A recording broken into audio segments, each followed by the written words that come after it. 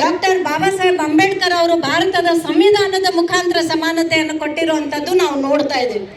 ಆದರೆ ಇವತ್ತು ಈ ಎಲ್ಲ ಸಮಾಜಗಳು ಇವತ್ತು ಹೋರಾಟ ಮಾಡುವಂಥ ಪರಿಸ್ಥಿತಿ ನಾವು ನೋಡ್ತಾ ಇದ್ದೀವಿ. ಸುಪ್ರೀಂ ಕೋರ್ಟಲ್ಲಿ ಆದೇಶ ಆದರೂ ಕೂಡ ಇವತ್ತಿನ ಸರ್ಕಾರ ಅದಕ್ಕೆ ಯಾವುದೇ ರೀತಿಯ ಸ್ಪಂದನೆಯನ್ನು ಕೊಡ್ತಾ ಇಲ್ಲ ಅಂತ ಹೇಳಿ. ಇವತ್ತು ಕಾರಜೋಳ ಅನ್ನೋರು ನಮ್ಮ ಜೊತೆಗಿದ್ದಾರೆ, ಐಹೊಳೆ ಅನ್ನೋರ ಜೊತೆಗಿದ್ದಾರೆ. ನಾನು ಕೂಡ ಕಳೆದ ಬಾರಿ ಭಾರತೀಯ ಜನತಾ ಪಕ್ಷದ ಸರ್ಕಾರ ಇದ್ದಾಗ ನಾವೆಲ್ಲರೂ ಕ್ಯಾಬಿನೆಟ್ನಲ್ಲಿ ಚರ್ಚೆ ಮಾಡ್ತಿರ್ಬೇಕಾದ್ರೆ ನಾವೆಲ್ಲರೂ ಕೂಡ ಅಂದಿನ ಮುಖ್ಯಮಂತ್ರಿಗಳಾದಂಥ ಬಸವರಾಜ ಬೊಮ್ಮಾಯಿಜಿ ಅವರು ಕೂಡ ಒಳ ಮೀಸಲಾತಿ ಬಗ್ಗೆ ಬಹಳಷ್ಟು ಒಳ್ಳೆ ರೀತಿಯಿಂದ ಒಂದು ಕ್ರಮವನ್ನು ತಗೊಂಡಿದ್ರು. ಆದರೆ ಇವತ್ತು ಕಾಂಗ್ರೆಸ್ ಸರ್ಕಾರ ಬಂದು ಒಂದು ದಿನದ ಒಳಗಡೆ, ಒಂದು ತಿಂಗಳ ಒಳಗಡೆ ನಾವೆಲ್ಲನೂ ಕೂಡ ಒಳ ಮೀಸಲಾತಿ ಮಾಡ್ತೀವಿ ಅಂತ ಹೇಳಿ ಏನು ಭರವಸೆಯನ್ನು ಕೊಟ್ಟರು. ಮೇಲೆ ಹೇಳ್ತಾರೆ ನುಡಿದಂತೆ ನಡೆಯುವ ಸರ್ಕಾರ ಅಂತ ಹೇಳ್ತಾರೆ. ಆದರೆ ಎಲ್ಲಿ ನುಡಿದಂತೆ ನಡೆದಿದ್ದೀರಿ ಅಂತ ಹೇಳಿ ಇವತ್ತು ಪ್ರತಿಭಟನೆ ಮುಖಾಂತರ ತಾವುಗಳೆಲ್ಲರೂ ನಾವು ಮೋಸಗಾರ ಸಿದ್ದರಾಮಯ್ಯ ಕೇಳು ನಮ್ಮ ಜನಗಳ ಕಥೆಯ, ಸಾಕು ಮಾಡಿ ಸುಳ್ಳಿನ ಕಥೆಯ, ಸಾಕು ಮಾಡಿ ಸುಳ್ಳಿನ ಕಥೆಯ, ಹಂಚಬೇಕ್ರಿ ಮೀಸಲಾತಿಯ ಸುಳ್ಳುಗಾರ ಸಿದ್ದರಾಮಯ್ಯ ಕೇಳು ನಮ್ಮ ಜನಗಳ ಕಥೆಯ, ಸುಳ್ಳು ಕೇಳು ಸಿದ್ದರಾಮಯ್ಯ ಕೇಳು ನಮ್ಮ ಜನಗಳ ಕಥೆಯ, ಮೋಸಗಾರ ಸಿದ್ದರಾಮಯ್ಯ ಕೇಳು ನಮ್ಮ ಜನಗಳ ಕಥೆಯ, ಸಾಕು ಮಾಡಿ ಸುಳ್ಳಿನ ಕಥೆಯ, ಸಾಕು ಮಾಡಿ ಸುಳ್ಳಿನ ಕಥೆಯ, ಸಾಕು ಮಾಡಿ ಸುಳ್ಳಿನ ಕಥೆಯ, ಮಾಡಿ ಸುಳ್ಳಿನ ಕಥೆಯ, ಹಂಚಬೇಕು ಮೀಸಲಾತಿಯ ಮೋಸಗಾರ ಸಿದ್ದರಾಮಯ್ಯ ಕೇಳು ನಮ್ಮ ಜನಗಳ ಕಥೆಯ, ಸುಳ್ಳು ಹೇಳು ಸಿದ್ದರಾಮಯ್ಯ ಕೇಳು ನಮ್ಮ ಜನಗಳ ಕಥೆಯ, ಊರು ಕೇಳಿ ಸ್ವಚ್ಛ ಮಾಡೋ ಸ್ವಚ್ಛ ಭಾರತವೇ ನಾವು, ಊರು ಕೇಳಿ ಸ್ವಚ್ಛ ಮಾಡೋ ಸ್ವಚ್ಛ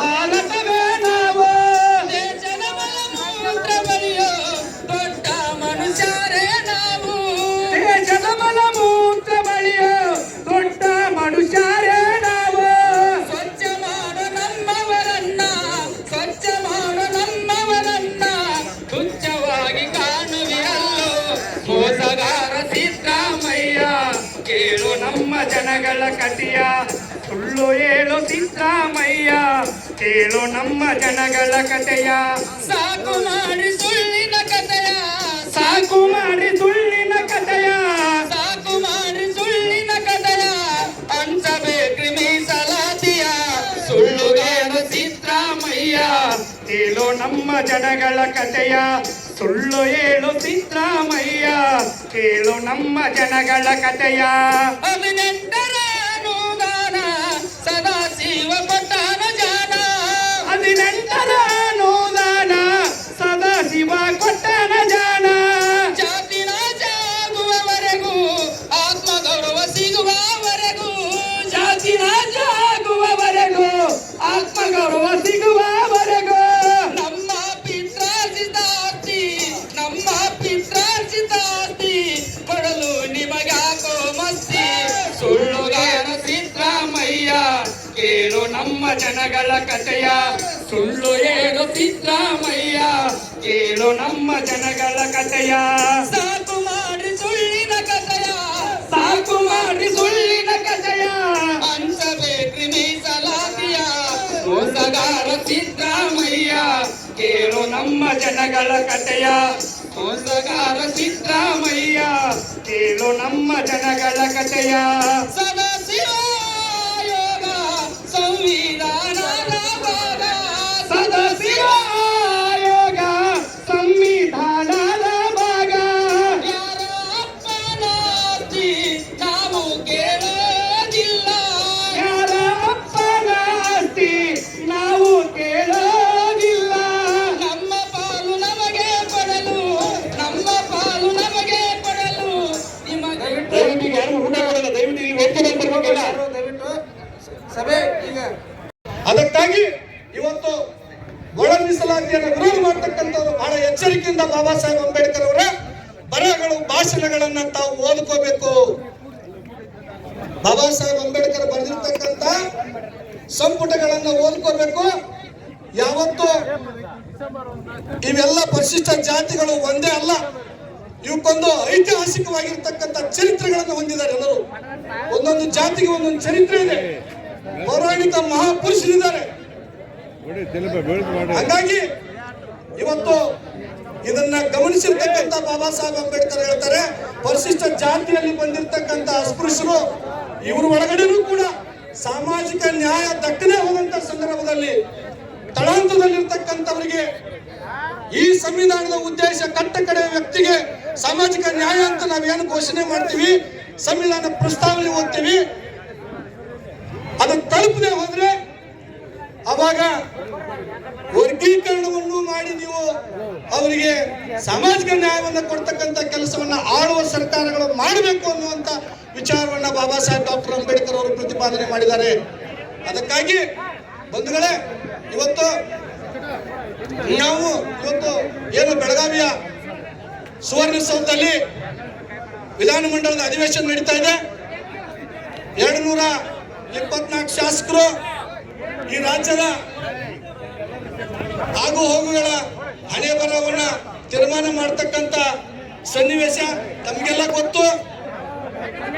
ಏನು ಕಾನೂನಾತ್ಮಕವಾಗಿರ್ತಕ್ಕಂಥ ತೊಡಕಿತ್ತಲ್ಲ, ಆ ತೊಡಕು ಬಹಳ ಸ್ಪಷ್ಟವಾಗಿ ಸುಪ್ರೀಂ ಕೋರ್ಟಿನ ಸಂವಿಧಾನ ನ್ಯಾಯಪೀಠ ಒಳ ಮೀಸಲಾತಿ ವರ್ಗೀಕರಣ ನಾವು ಹಿಂದೆ ಹೇಳ್ಕೊಂಡು ಬರ್ತಾ ಇದ್ವಿ. ಬೀದಿ ಹೋರಾಟಗಳಲ್ಲಿ, ಸಾಕಷ್ಟು ವೇದಿಕೆಗಳಲ್ಲಿ ನಾವು ಸಂವಿಧಾನಕ್ಕೆ ತಿದ್ದುಪಡಿ ತರಬೇಕು, ರಾಜ್ಯ ಸರ್ಕಾರಗಳ ಶಿಫಾರಸು ಮಾಡಬೇಕು, ಕೇಂದ್ರದಲ್ಲಿ ಅಂಗೀಕಾರ ಆಗಬೇಕು, ಆ ನಂತರದಲ್ಲಿ ಕಲಂ 3 341ಗೆ ಸೇರಿಸಬೇಕು ಅಂತ ಹೇಳಿ ಉಪ ಕಲಮನ್ನ ಸೇರಿಸಬೇಕಂತ ಹೋರಾಟ ಮಾಡಿಕೊಂಡು ಕರಪತ್ರಗಳನ್ನು ಹಂಚ್ಕೊಂಡು ಬಂದಿವಿ. ಅದಕ್ಕೆ ಒಂದು ತಾರ್ಕಿಕ ಅಂತ್ಯವನ್ನು ನಮ್ಮ ಸಂವಿಧಾನ ಪೀಠದ ನ್ಯಾಯಮೂರ್ತಿಗಳು ನೀಡಿದ್ದಾರೆ. ಸಂವಿಧಾನಾತ್ಮಕವಾಗಿರ್ತಕ್ಕಂಥ ಸೌಲಭ್ಯಗಳನ್ನ ಪರಿಶಿಷ್ಟರಲ್ಲಿ ಏನು ತಾರತಮ್ಯ ಆಗಿದೆ ಅದನ್ನು ಸರಿಪಡಿಸಲಿಕ್ಕೆ ಆಯಾ ರಾಜ್ಯ ಸರ್ಕಾರಗಳಿಗೆ ಅಧಿಕಾರ ಇದೆ ಅಂತಕ್ಕಂಥದ್ದನ್ನ ಈ ಒಂದು ಸುಪ್ರೀಂ ಕೋರ್ಟಿನ ತೀರ್ಪು ಈ ಸಾಮಾಜಿಕ ನ್ಯಾಯವನ್ನು ಎತ್ತಿ ಹಿಡಿದ್ರಿಂದ ಇವತ್ತು ಬೆಳಗಾವಿಯಲ್ಲಿ ನಡೀತಾ ಇರ್ತಕ್ಕಂಥ ಸುವರ್ಣ ಸೌಧದಲ್ಲಿ ಇರ್ತಕ್ಕಂಥ ಸನ್ಮಾನ್ಯ ಸಿದ್ದರಾಮಯ್ಯನವರ ನೇತೃತ್ವದ ಸರ್ಕಾರ ಕಾಲ ವಿಳಂಬ ಮಾಡದೆ, ಕಾಲ ಹರಣ ಮಾಡದೆ ತಾವು ಮಾನ್ಯ ನ್ಯಾಯಮೂರ್ತಿ ನಾಗಮೋಹನ್ ದಾಸ್ರವರ ಮತ್ತೆ ಎಂಪಿರಿಕಲ್ ಡಾಟಾಕ್ಕಾಗಿ ತಾವೇನು ಸಮಿತಿ ನೇಮಕ ಮಾಡಿದ್ರಿ, ಅದ್ರ ಬಗ್ಗೆ ಬಹಳಷ್ಟು ದಿವ್ಯ ನಿರ್ಲಕ್ಷ್ಯವನ್ನ ಮಾಡಿದ್ರಿ ಅನ್ನಲಿಕ್ಕೆ ಇಲ್ಲಿ ತನಕ ಅವರಿಗೆ ಯಾವುದೇ ರೀತಿ ಸೌಕರ್ಯಗಳನ್ನು ತಾವು ಒದಗಿಸಿಲ್ಲ. ಹಾಗಾಗಿ ಇವತ್ತು ತಾವು ಆದಷ್ಟು ಬೇಗ ಈ ಒಂದು ವರದಿ ಅನುಷ್ಠಾನಕ್ಕೆ ಬರಬೇಕು. ಆ ಕಾರಣದಿಂದ ಸರ್ಕಾರ ಶೀಘ್ರವಾಗಿರ್ತಕ್ಕಂಥ ತೀರ್ಮಾನವನ್ನು ತೆಗೆದುಕೊಳ್ಳಬೇಕು. ಯಾವುದೇ ವರದಿಗಾಗಿ ಕಾಯ್ದೆ ಇರ್ತಕ್ಕಂಥ ಸರ್ಕಾರ ಮುಂದೆ ಇರ್ತಕ್ಕಂಥ ದತ್ತಾಂಶಗಳನ್ನು ಪರಿಗಣನೆ ಮಾಡಿ ತಾವು ಈ ಒಂದು ಸರ್ಕಾರ ಅಧಿಕೃತವಾದಂತಹ ಆದೇಶವನ್ನು ಶೀಘ್ರದಲ್ಲಿ ಹೊರಡಿಸಬೇಕು ಅಂತಕ್ಕಂಥ ಒತ್ತಾಯವನ್ನು ನಾನು ಈ ಸಂದರ್ಭದಲ್ಲಿ ಮಾಡಲಿಕ್ಕೆ ಇಚ್ಛೆ ಪಡ್ತೇನೆ. ಬಂಧುಗಳೇ, ಇನ್ನು ಸಾಕಷ್ಟು ಜನ ಮಾತಾಡೋರಿದ್ದಾರೆ. ಇಷ್ಟನ್ನು ಹೇಳಿ ನಾವು ಒಳಪಂಗಡ ವಿಚಾರವಾಗಿ ನಮ್ಮಲ್ಲಿ ಯಾವುದೇ ಏನು ಭಿನ್ನಾಭಿಪ್ರಾಯಗಳಿಲ್ಲ. ನಾವು 6% ಶಿಕ್ಷಣ ಮತ್ತು ಉದ್ಯೋಗದ ಮೀಸಲಾತಿಯಲ್ಲಿ ಮುಂದುವರಿಲಿಕ್ಕೆ ನಮ್ಮೆಲ್ಲ ಜಾತಿ ಉಪಜಾತಿಗಳ ಸಹಮತ ಇದೆ ಅಂತಕ್ಕಂಥದ್ದನ್ನ ಈ ಸಂದರ್ಭದಲ್ಲಿ ನಾನು ಹೇಳ್ತಾ ನನ್ನ ಮಾತುಗಳನ್ನು ಮುಗಿಸ್ತೇನೆ. ಜೈ ಭೀಮ್, ಜೈ ಕೃಷ್ಣಪ್ಪ.